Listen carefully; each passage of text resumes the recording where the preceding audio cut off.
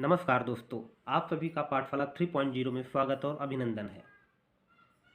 हम लोग क्लास 10 की math CBSE board chapter 2 polynomials का अध्ययन कर रहे थे। आज हम चैप्टर 2 से रिलेटेड सारे क्वेश्चन को बारी बारी करके जानेंगे और यह भी जानेंगे कि बोर्ड पेपर में किस प्रकार के प्रश्न आते हैं और उस प्रश्न को हम लोग कैसे सॉल्व कर सकते हैं। आप देख रहे हैं पाठशाला 3.0। सारे क्वेश्चन को समझने के लिए वीडियो के लास्ट तक बने रहें। इस चैप्टर से पूछे जाने वाले सारे प्रश्नों को बारी बारी करके जानते हैं। चलो पहले इसका स्टैंडर्ड इक्वेशन जान लेते हैं। ax² + bx + c, ये इसका स्टैंडर्ड इक्वेशन होता है। इसी स्टैंडर्ड इक्वेशन का हम प्रयोग करके सारे क्वेश्चन को सॉल्व करते हैं। फिर और कुछ इसके आगे जान लेते हैं। होता है sum of zeros. Sum of zeros क्या होता है? यहाँ पर हम लोग जीरोज को मान लेते हैं कि सम ऑफ जीरोज होता है एक सम हो गया, एक हो गया जीरोज अल्फ़ा और एक जीरोज हो गया बीटा। सम ऑफ जीरोज क्या हो गया? Alpha plus beta. इसका एक फार्मूला भी होता है -b/a, -b/a होता है। और क्या होता है? Minus coefficient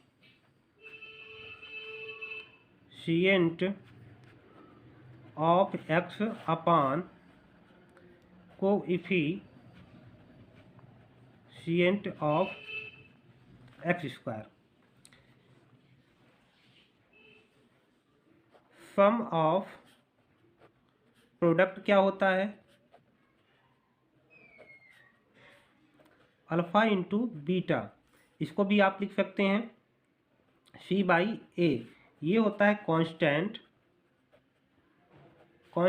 term upon coefficient of x²। ये तो केवल बेसिक फार्मूला हो गया है। इसकी चर्चा हम पहले भी वीडियो में कर चुके हैं। अब हम जानते हैं कि क्वेश्चन किस प्रकार का आता है और किस प्रकार का क्वेश्चन पूछा जाता है। पहले हम एक एग्जाम्पल उठाएंगे। एग्जाम्पल की सहायता से बारी बारी करके सारे क्वेश्चनों को आपको समझाने का प्रयास करेंगे। तो एक एग्जाम्पल हम ले लेते हैं। जैसे एक एग्जाम्पल हो गया 3x² - x - 4। ये पहला क्वेश्चन। पहले क्वेश्चन में मान लीजिए आपसे पूछ लिया गया, आपके बोर्ड पेपर में ये आ गया कि find the zeros and find the sum of zeros and find the product of zeros. Question एक है लेकिन इसमें 3 सॉल्विंग है। तो इस क्वेश्चन को सॉल्व कर लेने के बाद ये क्वेश्चन में आप फाइंड ऑफ जीरोज भी निकाल लेंगे, अर्थात अल्फ़ा और बीटा का मान भी निकाल लेंगे, अल्फ़ा प्लस बीटा भी निकाल लेंगे, अल्फ़ा इंटू बीटा भी निकाल लेंगे। इस क्वेश्चन को आगे सॉल्व करते हैं। सबसे पहले इस क्वेश्चन में सम ऑफ जीरोज और सम ऑफ प्रोडक्ट फार्मूले की सहायता से ज्ञात कर लेते हैं। तो क्या हो जाएगा?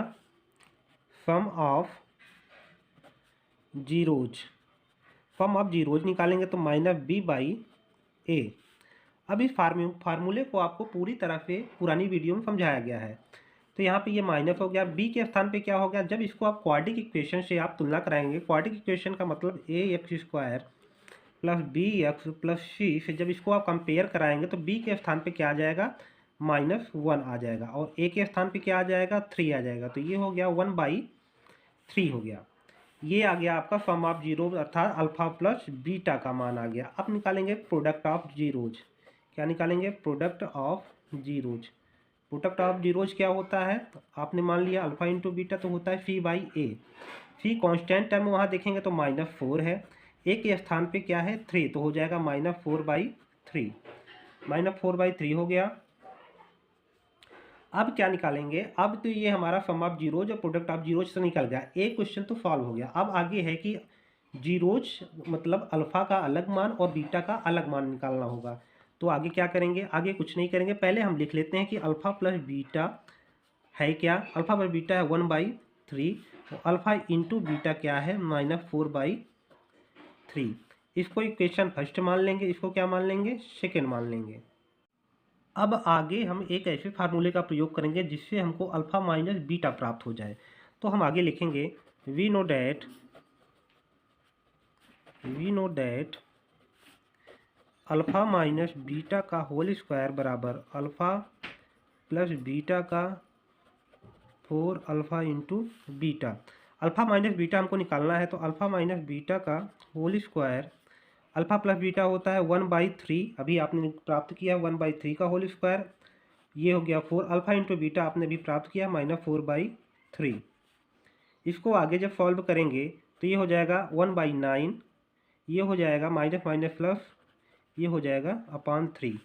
जब इसको आप सॉल्व करेंगे तो नीचे हो जाएगा 9 हो जाएगा, ऊपर 1 हो जाएगा और इधर क्या हो जाएगा 48। जब इसको ऐड करेंगे ये 49/9 हो जाएगा। अल्फ़ा माइनस बीटा का होल स्क्वायर ये प्राप्त हो गया।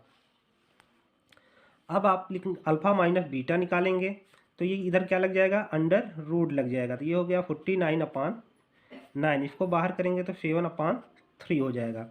ये इक्वेशन हमको थर्ड प्राप्त हो गया। अब इक्वेशन जो फर्स्ट है, इक्वेशन फर्स्ट ऐड सेकेंड कर देंगे।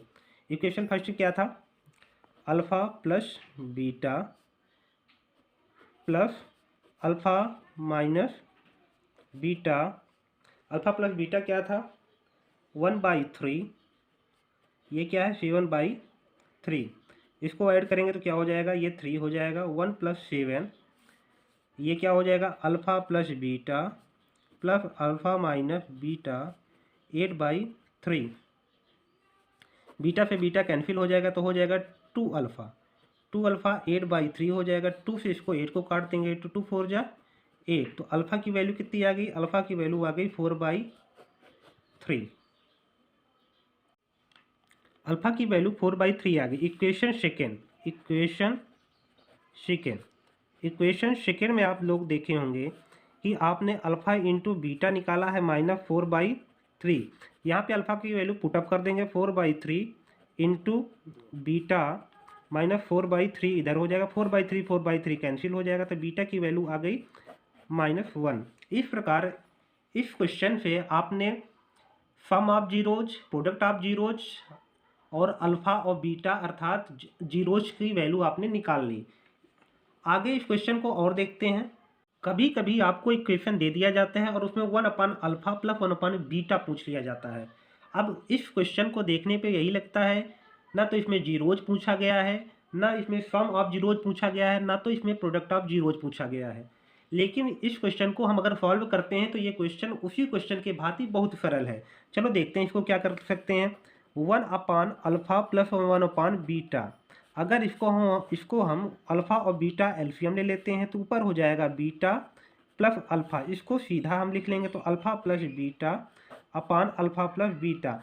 अब यहाँ पर आपका क्या हो गया, आपका सम ऑफ जीरोज हो गया, प्रोडक्ट ऑफ जीरोज हो गया। तो अभी आपने सम ऑफ जीरोज की वैल्यू निकाली है, प्रोडक्ट ऑफ जीरोज की वैल्यू निकाली, वही वैल्यू यहाँ पर हम लोग पुटअप कर देंगे। अल्फ़ा प्लस बीटा अपान अल्फ़ा इंटू बीटा की वैल्यू को हम लोग यहाँ पे पुटअप कर देंगे। तो इसकी वैल्यू क्या है 1/3, इसकी वैल्यू है -4/3, तो 3 से 3 कैंसिल हो जाएगा, आ जाएगा -1/4। इस प्रकार इस क्वेश्चन को हम लोगों ने सॉल्व कर लिया। इस क्वेश्चन में हमने sum of zeros, product of zeros और जो अलग से इक्वेशन दिया हुआ था उसको हमने सॉल्व कर लिया। अगर आप लोगों को वीडियो अच्छी लगी हो तो लाइक शेयर सब्सक्राइब और अलग अलग चैप्टरों की अलग अलग वीडियो को देखने के लिए आप लोग बने रहें पाठशाला 3.0 में।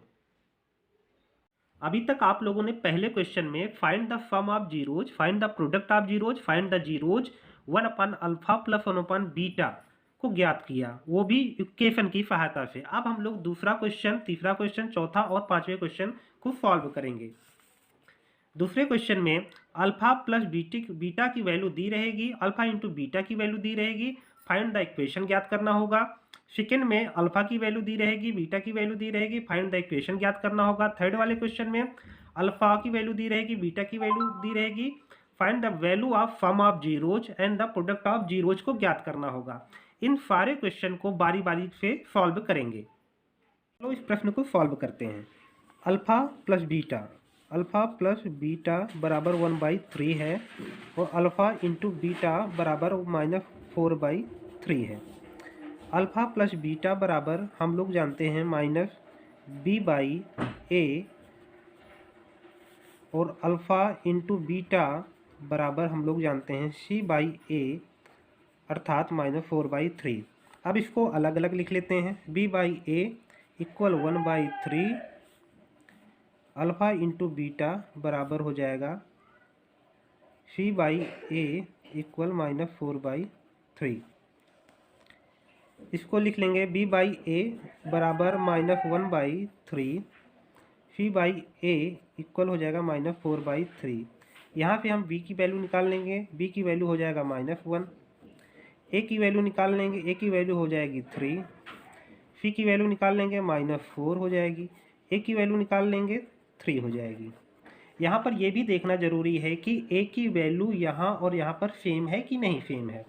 अब हम लोग जानते हैं अपना स्टैंडर्ड इक्वेशन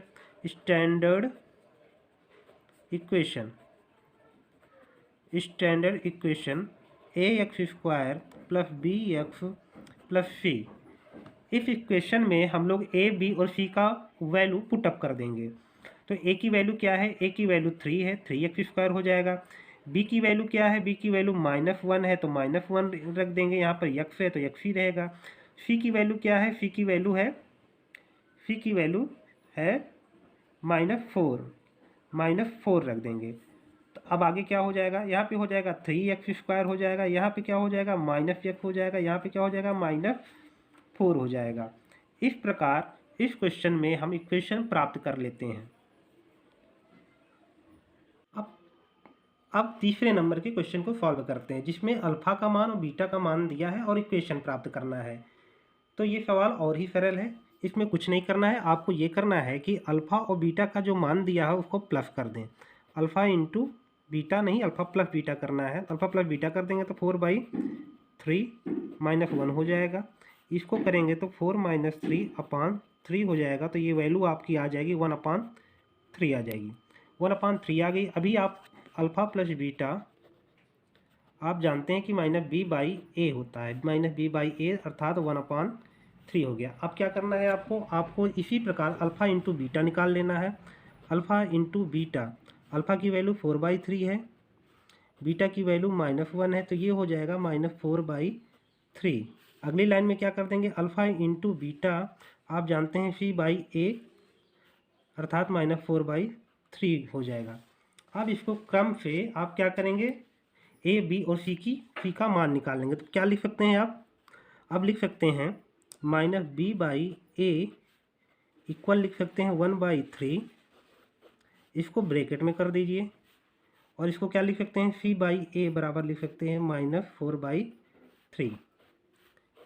ये प्राप्त हो गया। b की वैल्यू क्या हो जाएगी, b की वैल्यू हो जाएगी -1, a की वैल्यू क्या हो जाएगी, a की वैल्यू हो जाएगी 3, c की वैल्यू क्या हो जाएगी -4।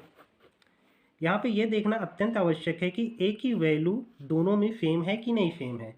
तो आप देख पा रहे हैं कि दोनों में a की वैल्यू सेम है। अब आगे क्या करेंगे, हमारा स्टैंडर्ड जो इक्वेशन है, स्टैंडर्ड इक्वेशन में a, b और c की वैल्यू जैसे ही रखते हैं हमको अपना इक्वेशन प्राप्त हो जाता है। इस प्रकार ये तीसरा क्वेश्चन सॉल्व हो गया। चौथा टाइप तो और ही सरल है। यहाँ पर अल्फा और बीटा की वैल्यू दी रहेगी, अर्थात जीरोज की वैल्यू दी रहेगी। आपको सम ऑफ जीरोज और प्रोडक्ट ऑफ जीरोज ज्ञात करना होगा। इसमें कुछ नहीं करना है, आपको सम कह रहा है तो दोनों जीरोज को ऐड कर देंगे, और प्रोडक्ट कह रहा है तो दोनों जीरोज को इनटू कर देंगे। अब जैसे ये अल्फा और बीटा की वैल्यू दी हुई है तो सम ऑफ जीरोज निकालेंगे, सम ऑफ जीरोज निकालेंगे। सम ऑफ जीरोज निकालेंगे 4/3 -1 3 ये कर दिया, 4 - 3 कर दिया, ये आ गई 1/3। प्रोडक्ट ऑफ जीरोज निकालेंगे, प्रोडक्ट ऑफ जीरोज निकालेंगे, अल्फ़ा इंटू बीटा, अल्फ़ा की वैल्यू 4/3 है, बीटा की वैल्यू -1 है, तो ये हो जाएगा -4/3। इस प्रकार पॉलिनॉमियल से संबंधित सारे क्वेश्चन जो सीबीएसई बोर्ड और यूपी बोर्ड में पूछे जाते हैं, सारे क्वेश्चन का हल हो चुका है। इस प्रकार इन क्वेश्चनों को सॉल्व करके आप अपने बोर्ड में अधिक से अधिक नंबर ला सकते हैं। और क्रमवार वीडियो देखने के लिए आप चैनल को लाइक शेयर सब्सक्राइब कीजिए। आप देख रहे हैं पाठशाला 3.0।